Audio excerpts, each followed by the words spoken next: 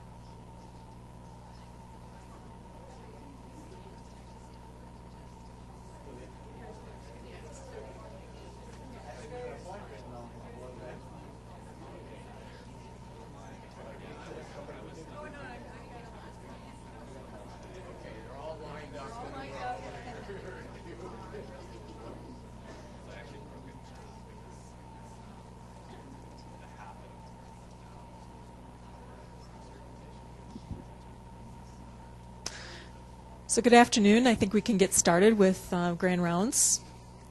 And I'm really pleased that we're going to have our three scholars from the Child Health Research Development Grant that are going to be speaking today. And they're each going to be speaking for about 10 to 12 minutes, give or take. And then we'll have about 5 minutes for questions. And so what I'll do is I'll be introducing each one separately as they come up. So our first speaker is going to be Dr. Heather Stefanski. Heather was trained with a BS degree in biology from Smith College, and then she did all of her training here at the University of Minnesota, receiving her MD. She also did a residency here in her fellowship. And then she got a PhD in molecular, cellular, and developmental biology and genetics.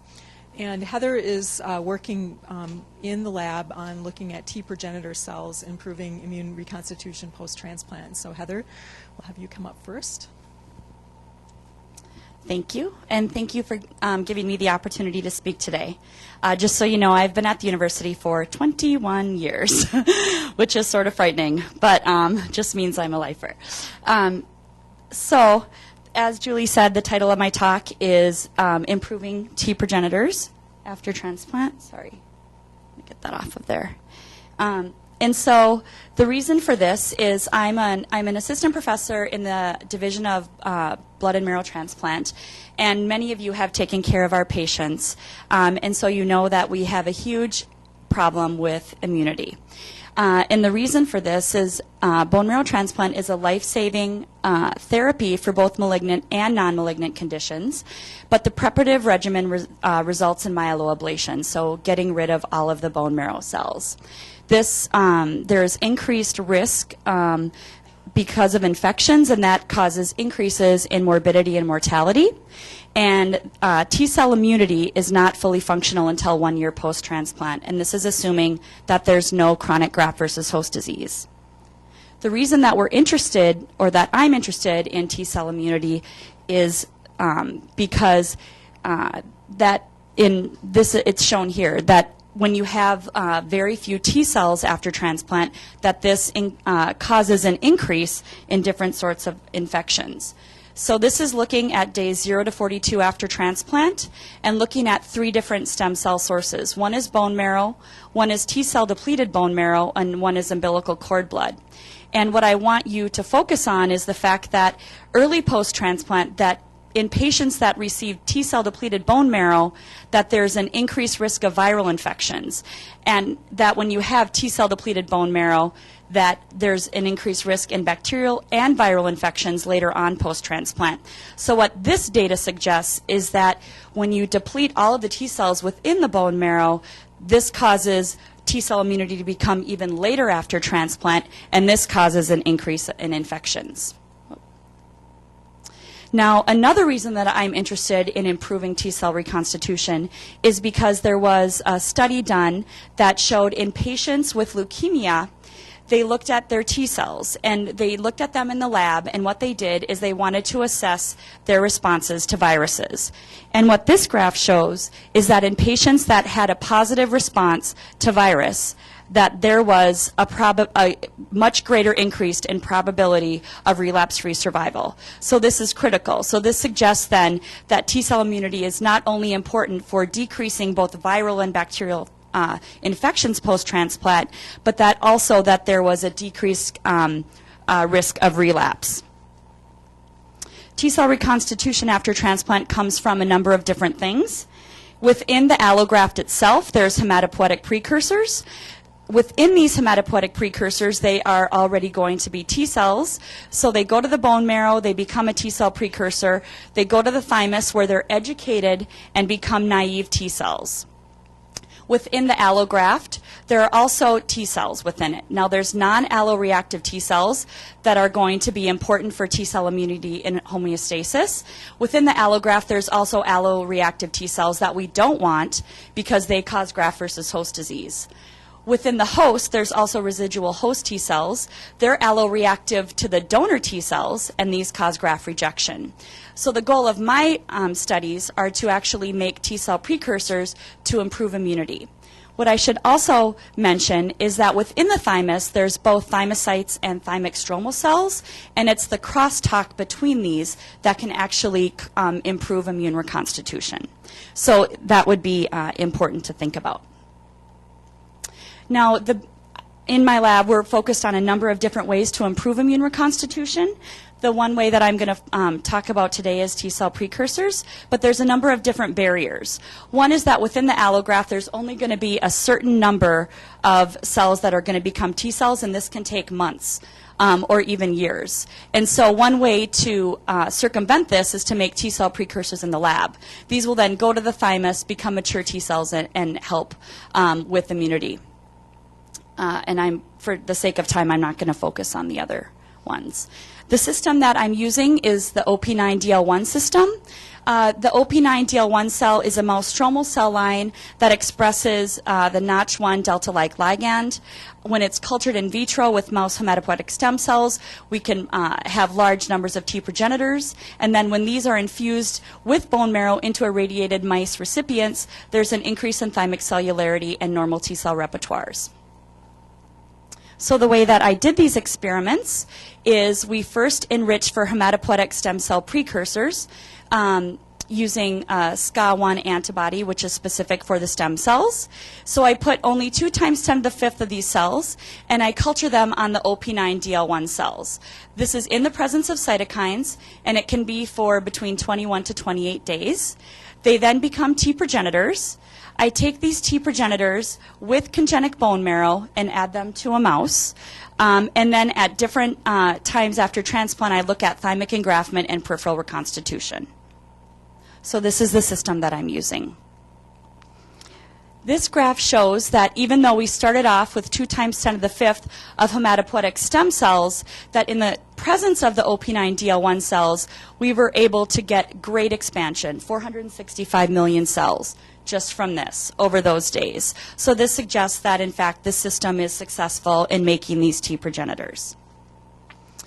Now to navigate through the next part, T progenitors express a number of different antibodies on them. One is CD44 and one is CD25.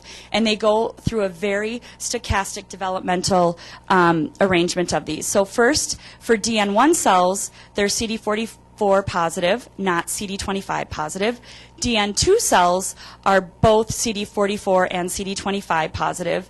And then DN3 cells are CD25 positive. And this will become important a little bit later on. But what I wanted to show is that in culture, at day 7, most of the T progenitors are these DN1 positive cells. Now, as the culture goes along, they become DN2, and then DN3 cells, and that's on day 10. And then by day 21, what you can see is that the T progenitors are predominantly DN3s. Now, I also looked at what the phenotype of the T progenitors were prior to injection in the mice. And what you can see from this is looking at the same flow pattern that was shown in the previous slide, where CD44, CD25, that mainly the cells are both DN2 and DN3 cells at this stage. So then I looked at thymic engraftment very early post-transplant, day 7. And essentially when you look at the mice at this time point, you can't really see a thymus, but I know where the thymus is, so I can take the small amount that is there. And the way that I can tell the bone marrow from host and the T progenitors is that there's different markers on them. So donor bone marrow is Thigh 1.1, that's a specific marker. And then the T progenitor cells that I injected are CD45.1 positive cells. So that's how I'm able to identify what the donor chimerism is. And what you can see is that even though there's very few cells here, that in fact 18% of the cells are T progenitors in the mice that receive the T progenitor cells, compared to the controls. This is a normal mouse, and then a bone marrow only mouse. Then what we needed to determine is that if the T progenitors, do they have a normal thymic profile? So what this means is that typically DN2 and DN3 cells then become CD4 and CD8 double positive cells in the thymus, and a typical thymus looks like a bird, which is shown here. So this is looking at CD8 versus CD4. The predominant population in a wild-type animal are double positive cells. So it was sort of critical to make sure that if these T progenitors were going to work, that they would go through the normal developmental stages. And in fact, this is shown here, is that T progenitors, even though they did not have any of the CD8 and CD4 markers on them, that they were DN2 and DN3 cells, that they in fact home to the thymus and then were able to go through the normal developmental process. What I'm not going to show is what they look like in the periphery, but there were T cells that were T progenitor origin in the periphery. This is showing that on day 21 post-transplant that in fact T progenitors can enhance thymic engraftment. So this is a wild-type mouse, and then the T progenitors are shown in this striped bar, and then the bone marrow only, the bone marrow is checkered, and then there's host cells. So this is, I didn't show this, but this is statistically significantly different, where when we add in the T progenitors, that in fact thymic engraftment is improved from bone marrow only. Now, although it's not quite as good as the normal wild-type mouse, that this is still increased by about 25 to 50%.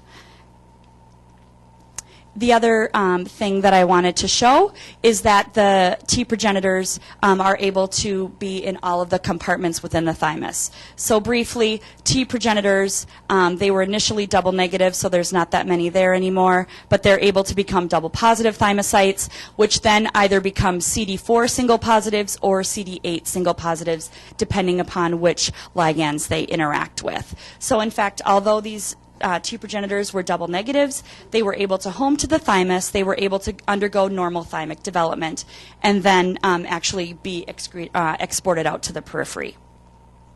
So conclusions from this are that T progenitors enhance engraftment through day 21, and that they're able to undergo normal thymic development. The future experiments that we're going to be doing with this are we're going to sort the DN2 and DN3 populations because they may have different effects on the stromal cells within the thymus, whether or not they're able to increase those cells, and also to see what the differences are in thymic engraftment. And then we have a 2-photon imaging system where we're actually able to visualize how the T progenitors interact with the stromal cells in the thymus of a normal mouse and then also an irradiated mouse. And we have preliminary data showing that in irradiated mice, the T progenitors and the normal thymocytes do not move as quickly, suggesting that radiation does have major effects. I'm not going to show that data here. One of the next ways that we wanted to do is we have our proof of principle concept in the mouse, so then we wanted to determine if in fact umbilical cord blood could be used as a source of T progenitors. Now, they have different markers on them. This is human umbilical cord blood, and so they are enriched with CD34. These are the hematopoietic stem cells. I take this from a frozen cord blood unit. I then put them on the OP9-DL1 cells and culture them in the presence of cytokines, and then look at the phenotype at different time points. What you can see from this graph, or I hope that you can visualize, is that although we started with very few cells, that again, we were able to get great expansion by day 15 of these T progenitor cells. And then looking at the phenotypes of the cells, so even though the cells were initially just CD34 positive, which I'm not going to show here for the sake of time, they then were able to become Now, in humans, they're called pro-T1 and pro-T2 cells. So normal human development, the cells are going to be CD34 positive, and then they're going to acquire the CD7 marker, which is the first marker of T cell development. Now, more mature T cells become CD5 positive. So looking at the different days in culture, day 10, day 15, and day 20, pro-T1 cells, which are the early precursors where they're not CD5 positive, you can see that by day 10, we're able to see some pro-T1 cells here. And then there's a few of them that are pro-T2 cells. Now, as the culture goes on, they become more pro-T2-like in their phenotype. So the final thoughts for this are that slow immune reconstitution does cause significant morbidity and mortality in our patients. We're trying to figure out ways to improve immune reconstitution. One of the ways that we can do this is by giving T progenitors. And our next step is to test this in a humanized mouse model to optimize expansion and engraftment for translation to a clinical trial. So the way that we're going to do this is we're going to take the umbilical cord blood unit, we're going to do CD34 selection to get the hematopoietic stem cells, culture them in the presence of cytokines in the OP9DL1 cells. We'll determine what they are with their T phenotype, whether they're pro-T1, pro-T2, or bulk, and then we will add this with another unit of umbilical cord blood cells to be the hematopoietic stem cell source, and then determine what the thymic reconstitution is. And we've met with the FDA regarding the OP9DL1 cell. Because this is a mouse stromal cell line, we were unsure if it would be worthwhile to even continue this path, because this is a xenogeneic model. But the FDA was actually okay with this. So now we're finalizing what we're going to be doing with our humanized model to actually to mimic the clinical trial. I need to do a couple of acknowledgments. Bruce Blazer is my mentor.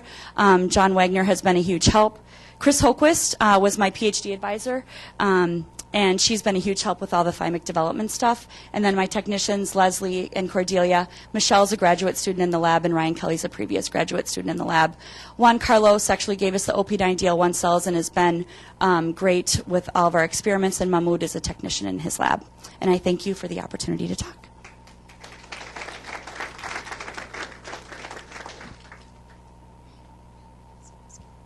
So Heather, have you looked at other cell types and the effects of this T cell progenitor expansion? So like on NK cells, MDSCs, and other things, because you know that there's cytokine storms sometimes. Looking at the different, so let me repeat the question. So Julie Ross just asked a question regarding what other cell types we find in culture. And what their expansion is with this system. Is that what your question is? So we do see the OP9DL1 cells also express a lot of myeloid cytokines. So there are some myeloid cells that are made. Typically, NK cells are not made. You need a different cytokine component for them. One of the things that we're also thinking about doing to actually enhance the expansion of the T progenitors is to modify the OP9DL1 cells so they can no longer actually produce these myeloid cytokines, because you can think of it as if there's going to be competition for whatever population you put in there, there's going to be competition for what they're going to become if they're CD34 cells. So if you can decrease the amount of other types of cells that you can generate, that would be very beneficial. Yes. Oh, okay. So one question, right now you got the program that people are just launching up duties of regulatory T cells. Yes. You're looking at adding T cells. Yep. What happens when you mix these two together? So I don't know what will happen if we would mix regulatory T cells with T progenitors, but that's a very good question, Joe. So the beauty about T progenitors is that instead of giving, so one of the problems with graft versus host disease is that there's going to be donor T cells that are there. So one could argue, should we be giving more donor T cells to try to increase this immunity? But the problem with that is then we give more graft versus host disease.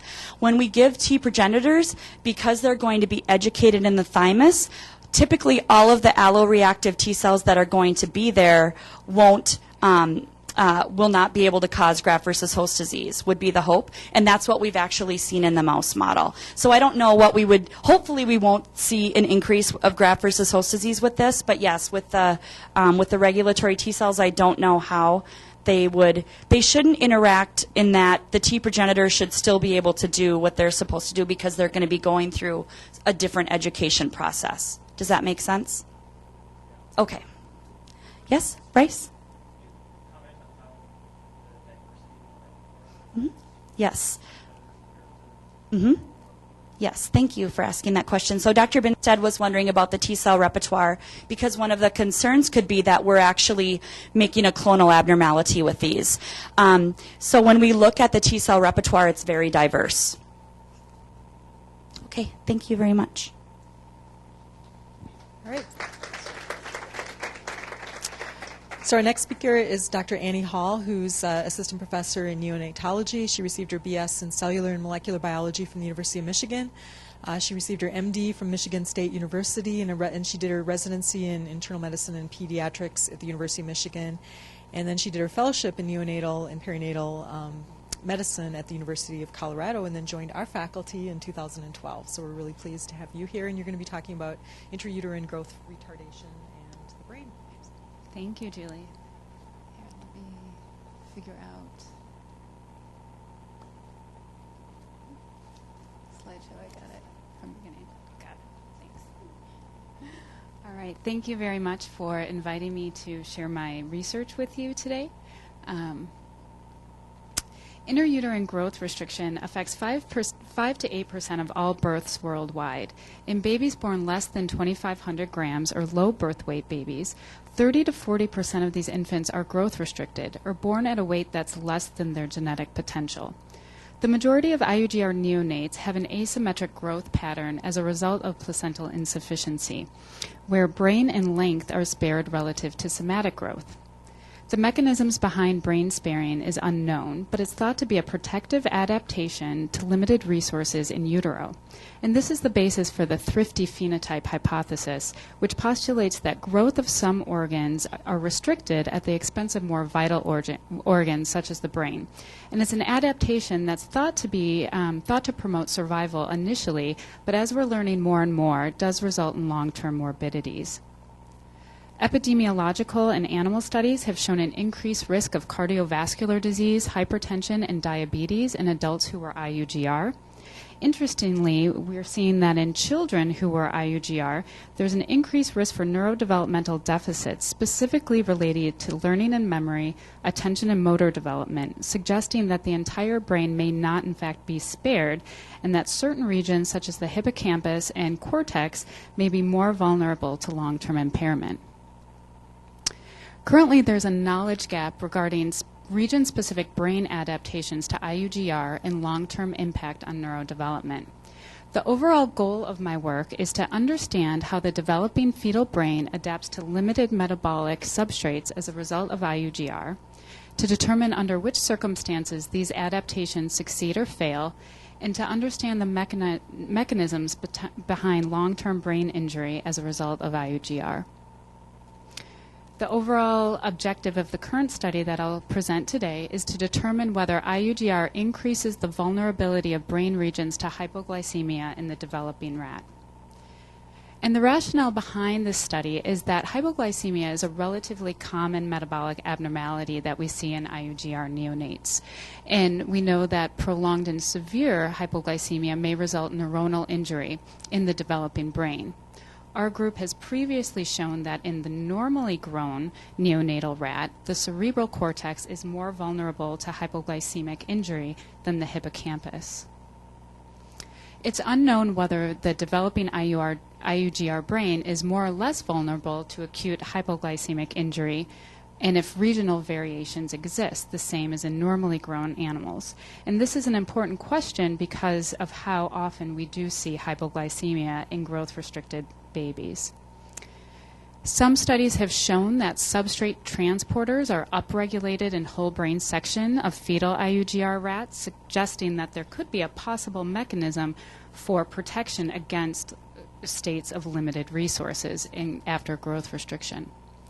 Therefore, I hypothesize that due to fetal metabolic adaptations, IUGR rat pups will be less vulnerable to brain injury after acute hypoglycemia with preservation of regional variation.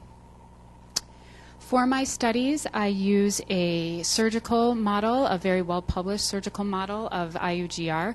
By ligating both uterine arteries, we create asymmetrically growth-restricted pups by restricting both nutrient and oxygen delivery to the fetus.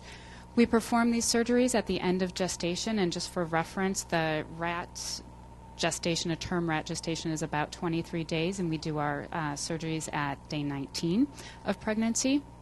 The adult phenotype of this model has been well characterized and is results in insulin resistance, glucose intolerance, hyperglycemia, and the development of obesity and diabetes. But as of yet, there's no well-characterized neurologic phenotype.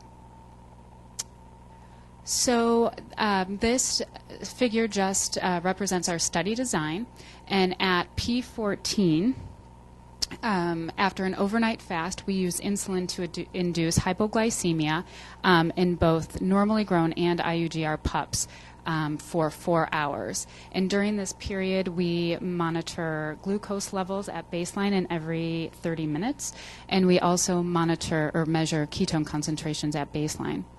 At the end of the study period, they're rescued with dextrose, and then we collect tissue for further analysis at 6 hours, 24, and 72 hours post-study.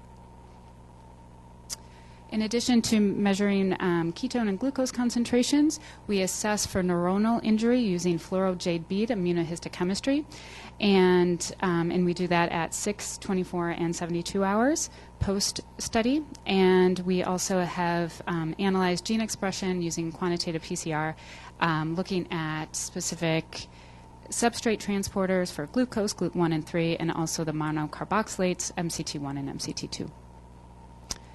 So this slide really is just to illustrate that our model worked. So in the literature, the phenotype is really described as a birth weight less than 20 to 30% lower birth weight in IUGR animals versus normally grown pups. And this tends to persist until adulthood when they catch up and then the obesity phenotype takes over. And so we did see a significant reduction in birth weight at P0, and then this persisted through the first 14 postnatal days, consistent with what's reported in the literature. So we know that our model worked. Next, we looked at glucose and ketone concentrations during the study period, prior to and during the study period. And for almost all my slides, except for 2, which I'll give you a heads up, the IUGR is in black. So here on the left, we see glucose concentrations at baseline and then throughout the study period after the administration of insulin. And what I want to point out is that at baseline there is no difference in fasting glucose levels between the two groups, and that for the same dose of insulin there was an equivalent degree of hypoglycemia.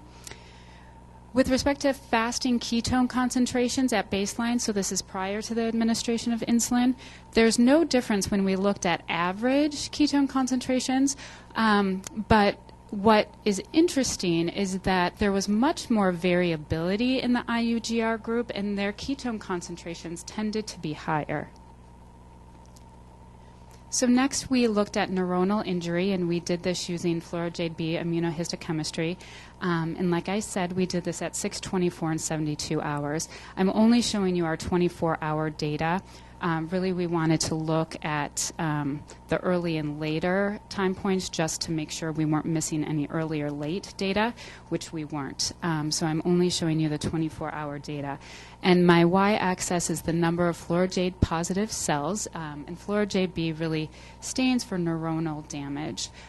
So this is the number of fluoro-jade B positive cells in the cortex and hippocampus.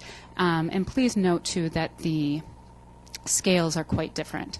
So in the cortex, when we look at our normally grown, so normal animals who are hypoglycemic, we see a significantly higher level of injury in the cortex versus the hippocampus. And this is consistent with reports from our lab previously. When we look at our IUGR animals, we see that the pattern of injury is the same, so that in the cortex, we see more injury, so it's about 20, average 20 cells versus about 3 to 5 in the hippocampus.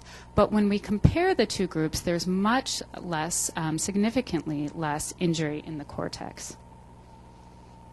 So trying to understand this a little more and trying to get at possible mechanisms, like I mentioned, some reports in the literature have shown that fetal brain sections, whole brain, not looking at specific regions, have shown an upregulation of certain transporters. So we know our main substrates for the brain are glucose, lactate, and ketones. And so we looked at monocarboxylate and glucose transporters. So MCT transporters, these are found on plasma membranes and mitochondrial membranes in many different tissues. There are 4 different types of transporters, and they're very important for oxidative metabolism.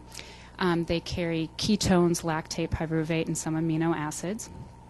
And in the rat brain, we know that MCT1 and MCT2 are found in neurons. So we looked there, and we found that in the IUGR cortex, there is an upregulation of MCT2 gene expression.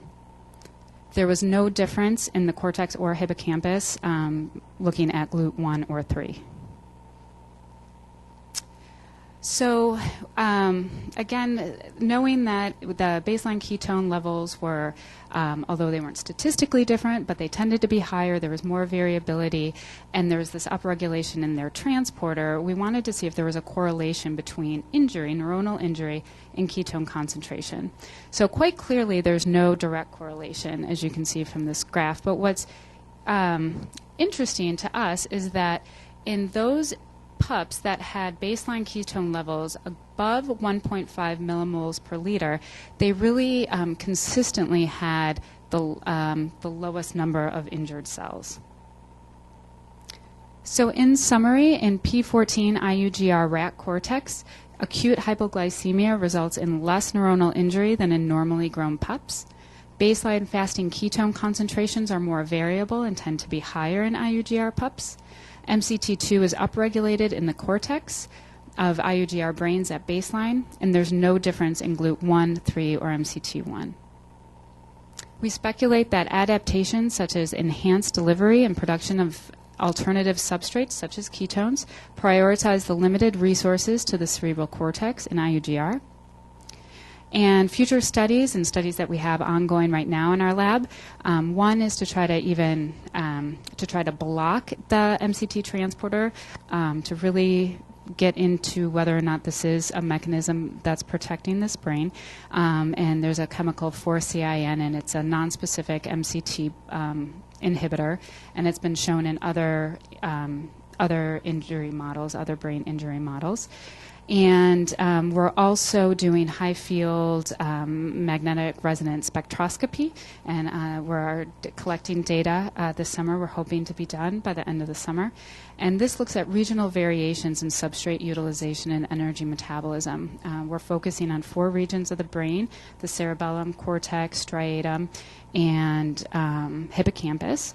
And this gives us information on brain development, including myelination, neurotransmission, energy metabolism, and oxidative metabolism. So I just want to thank everyone in our lab, my mentor, Raghu Rao, Dr. Georgiev, Becky Simmons at CHOP helped me with my model. She's the one who's done a lot of the work with IUGR and diabetes and obesity. And then Katie Zerniak, Ari Stein, and Michelle Alexander all have done so much to help me in the last 2 years and really have done have helped me with all these experience. So thank you.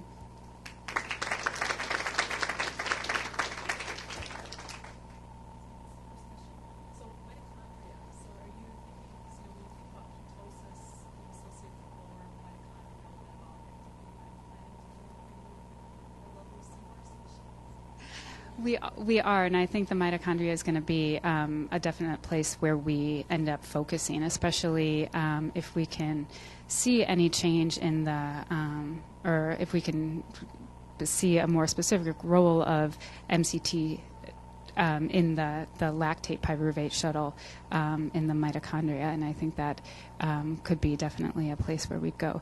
And it's people have been focusing on the mitochondria and oxidative stress in the peripheral abnormalities that we see in IUGR.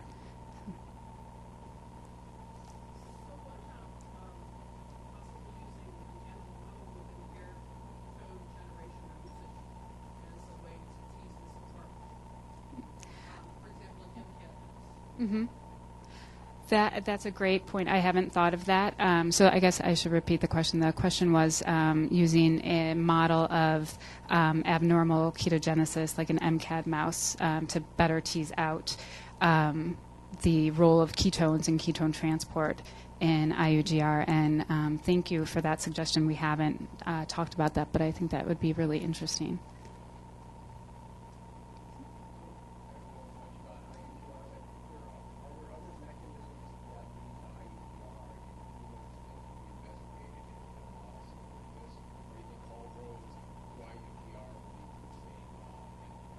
No, I think that's a really great question. And again, the question is, are there other mechanisms of IUGR? And there are. And depending on the reason for your growth restriction, that's going to result in a different phenotype and a different metabolic and neurodevelopmental phenotype. So what I talked about in my model is really a model of placental insufficiency. So maternal hypertension, preeclampsia, it's probably the most common cause of placental insufficiency in our country. And so that's really the model that this is after. But there are nutritional models, so calorie deprivation and protein deprivation models of growth restriction and infectious disease at different points of gestation can result in growth restriction, chromosome genetics. So those phenotypes are likely to be different, especially with relation to metabolic and neurodevelopment. And, one thing I didn't touch on here is I think it's important to understand the mechanisms behind these adaptations, because it's going to be important with what we do with the babies once they're here. So how we feed them and how we can promote metabolic health, but also neurodevelopmental health too. And we don't have that answer yet. Oopsie.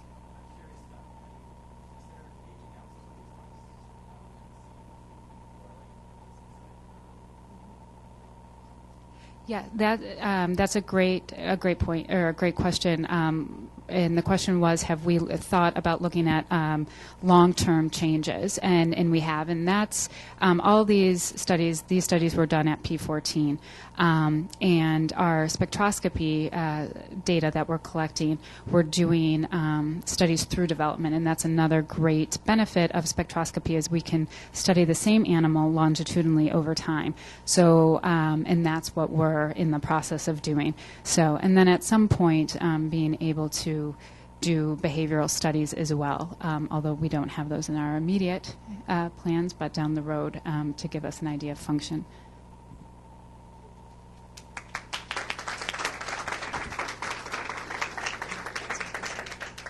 So our next speaker, or last speaker, is Dr. Shane McAllister, and I've told Shane that when I went to his website, he only has Shane McAllister, MD, PhD, so I had to Google you, and I still couldn't find information on you, so I had to ask you. So Shane received his BS in biology in Oregon, and he also received his MD, PhD at Oregon Health Sciences University. He did his PEDS residency in infectious disease fellowship at Stony Brook in New York, and he joined our faculty in August of 2012.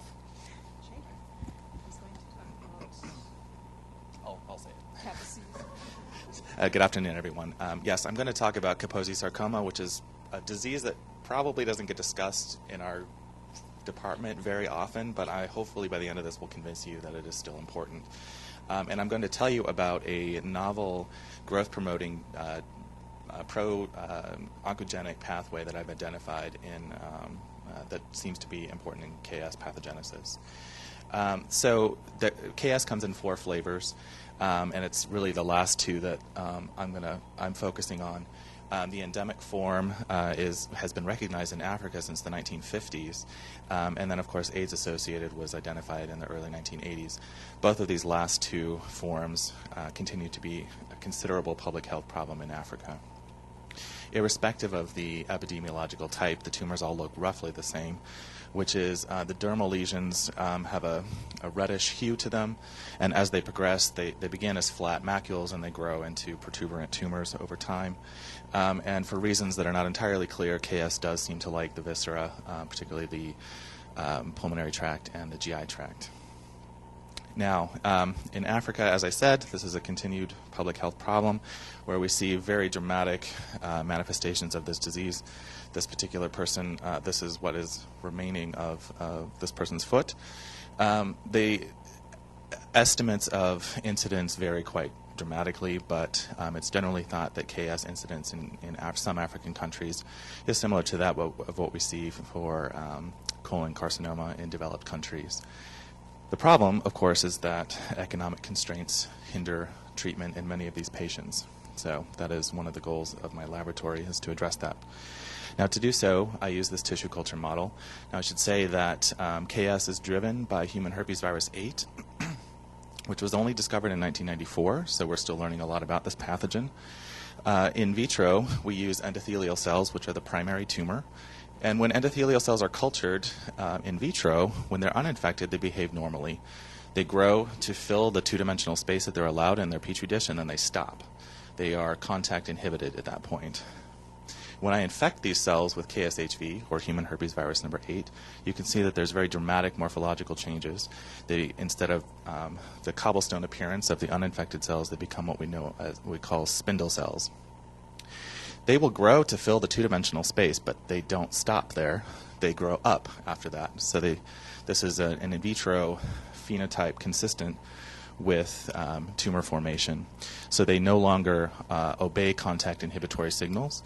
And importantly, they will actually form colonies in soft agar. So this is an in vitro correlate of metastasis.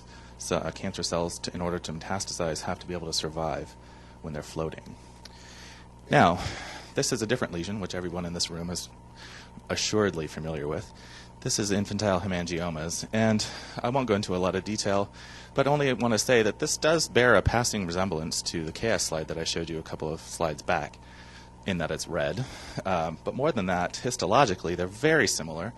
Both of these mass lesions, are made up of inappropriately proliferating endothelial cells, and the lesions, this is KS, this is IH. You can see that both have numerous abnormal vascular spaces. We all know that propranolol works great for infantile hemangiomas most of the time. And I thought, well, given these histological similarities, maybe propranolol could be used for KS as well. And so the first thing I analyzed was what happens when I take infected and uninfected cells, and in this graph, the uninfected cells are the gray dashed line, and my infected cells are the solid black line. What happens when I expose these cells to increasing concentrations of propranolol? Well, it's a pretty dramatic phenotype.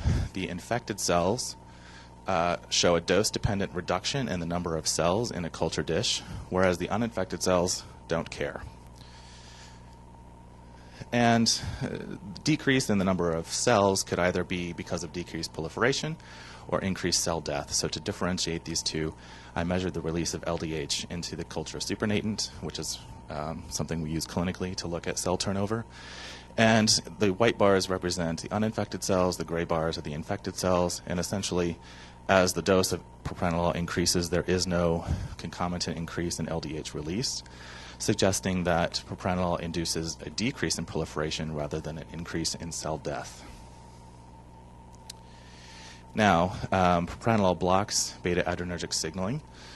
Catecholamines have a very short half-life in tissue culture, and I did try to measure them in my tissue culture medium, and they're not there. So if I see decreased proliferation with an inhibitor, that suggests that in the absence of the inhibitor, there's a signaling pathway happening within these cells. And so this is the pathway, the enzymatic pathway for catecholamine synthesis, starting with L-tyrosine and ending in the bottom here with norepinephrine and epinephrine.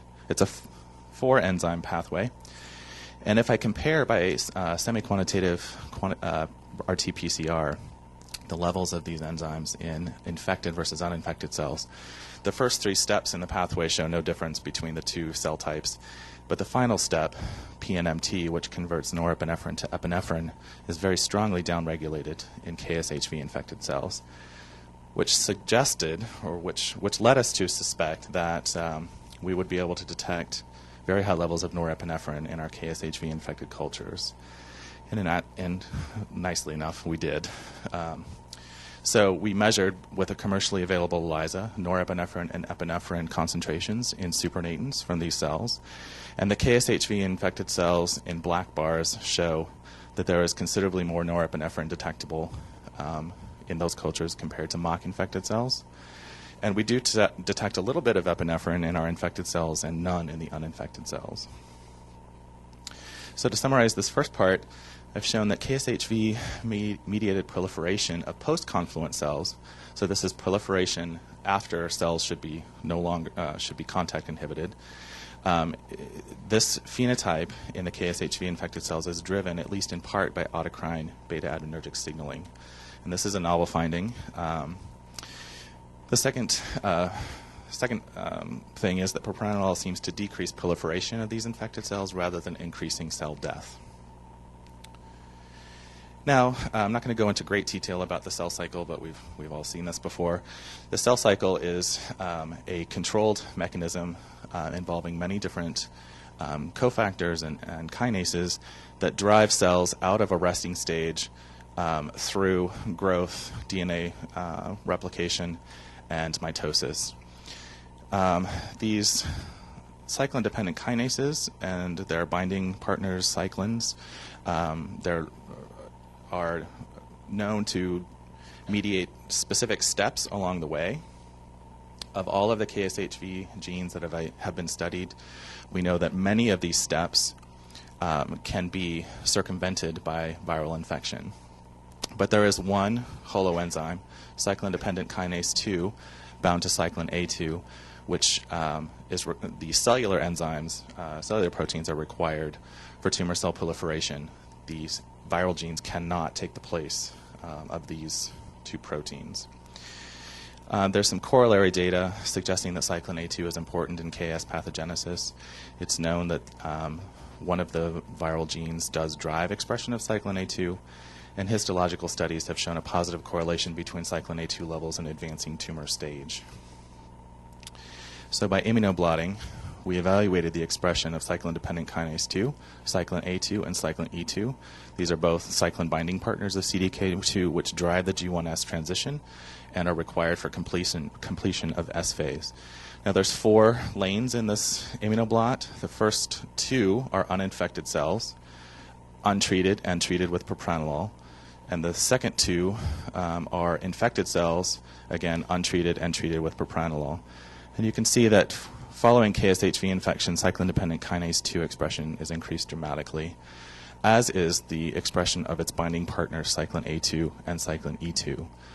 Importantly, when I treat my KSHV infected cells with propranolol, I lose much of the expression of cyclin A2 and cyclin E2. And this was observed in a dose-dependent fashion. With the same concentrations that I evaluated proliferation, I see with increasing concentrations cyclin A2 and E2 are decreased, suggesting that this could be the molecular underpinnings of the phenotype, proliferative phenotype that I've described. Now, I've also evaluated the necessity of cyclin-dependent kinase 2 kinase activity and proliferation of infected cells. And this is the same setup as previously shown. These are the uninfected cells in the dashed gray line and infected cells in the black solid line, treated with increasing concentrations of the CDK2 inhibitor roscovatine. And you can see that uninfected cells don't care how much I throw at them, but the infected cells show a dose-dependent decrease in proliferation with increasing concentrations of roscovatine. Together, these data show that KSHV infection upregulates CDK2 and the cyclins A2 and E2, and that propranolol decreases expression of these 2 cyclins. And I've also shown that the kinase activity of CDK2 is essential for proliferation of KSHV infected cells, when I inhibit it with roscovatine, I lose post-confluent proliferation of these cells. Now, lastly, I mentioned earlier that propranolol does not appear to kill the tumor cells, which I was disappointed. But others have been evaluating the anti-cancer properties of propranolol, and in particular, neuroblastoma seems to be particularly sensitive, another catecholamine-driven tumor. And a group has shown that propranolol actually sensitizes these cells to the killing activity of cytotoxic chemotherapy agents.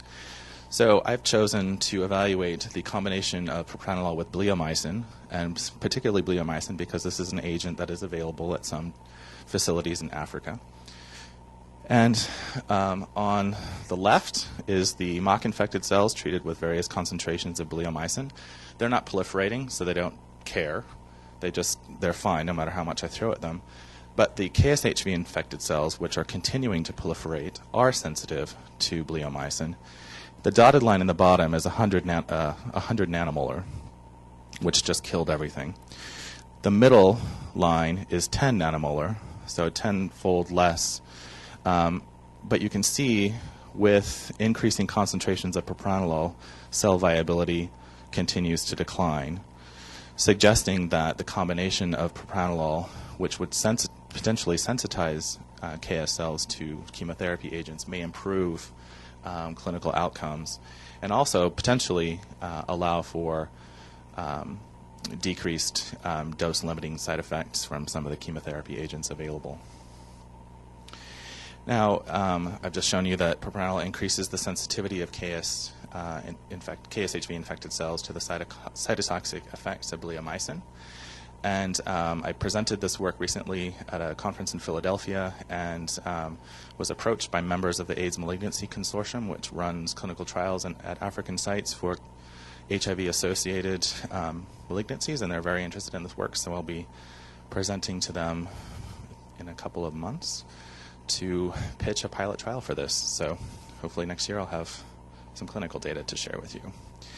I'd like to thank my excellent technician, Ryan Hansen, my faculty advisory committee, and then, of course, my funding sources. And I'll take any questions.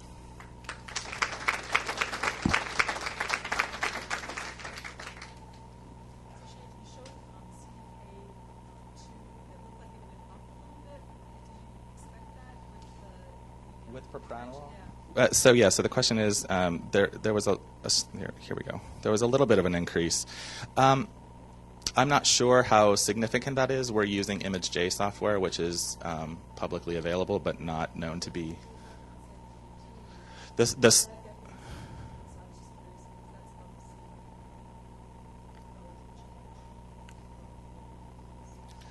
Between these two? Is that? The upregulation is significant following KSHV infection, but I'm not calling the difference between. I'm not calling that significant. Yeah. You said that when you showed the data that the LDH didn't go up, did you test other things like caspase-9 or other ways in the cells? Not yet, but we're gearing up to do that, particularly in light of the bleomycin results. So we know that cell death pathways are likely to be activated. So yes, that's important to look at, and that's the next step. Yeah, Bryce.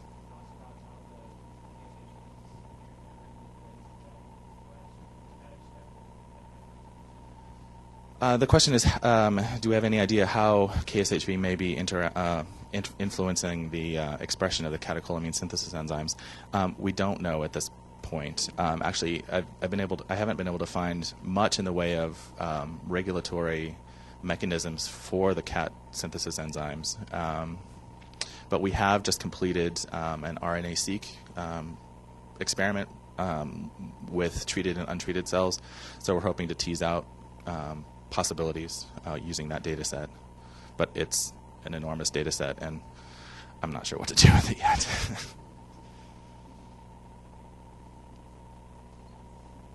Okay, thanks very much.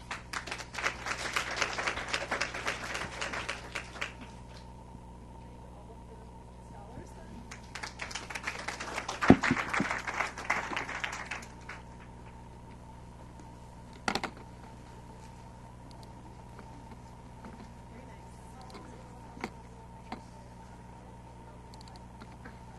do anything with propranolol for neuroblastoma?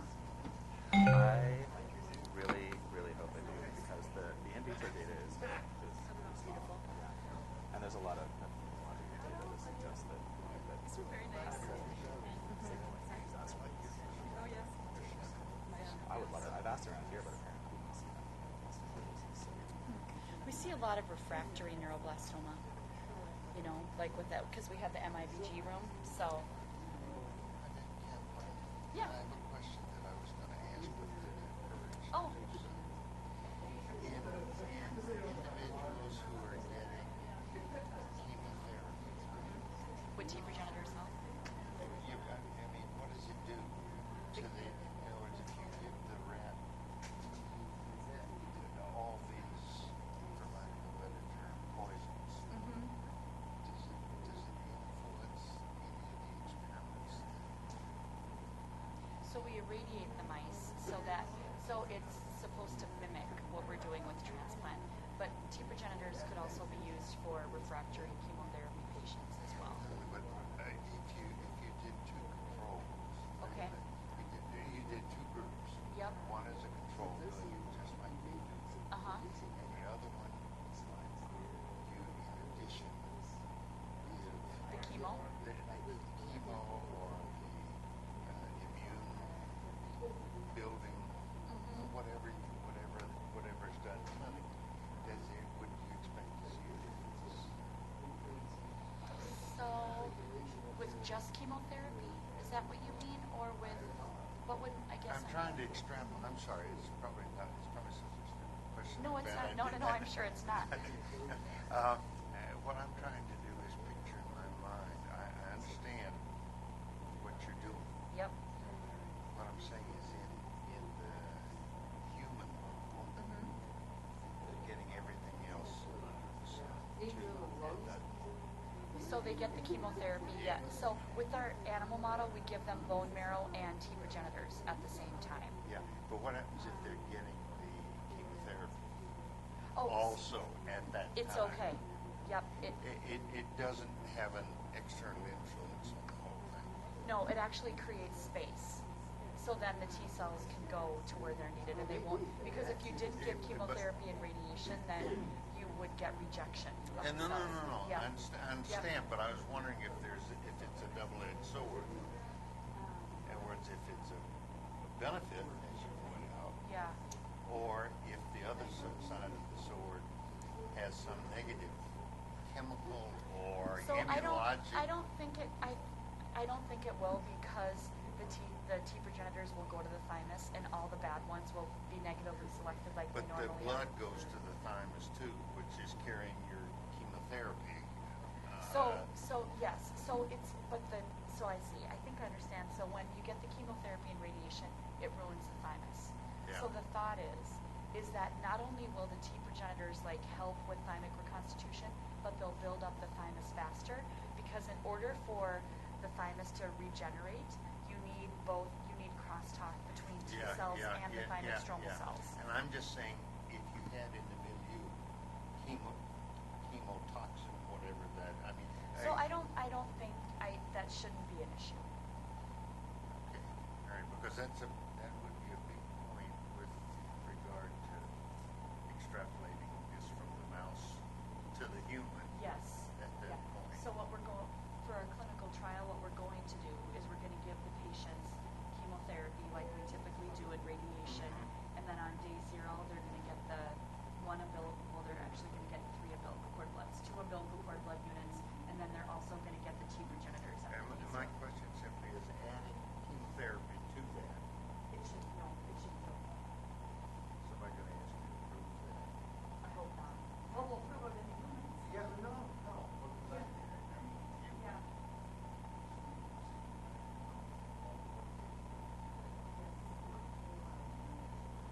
Yeah.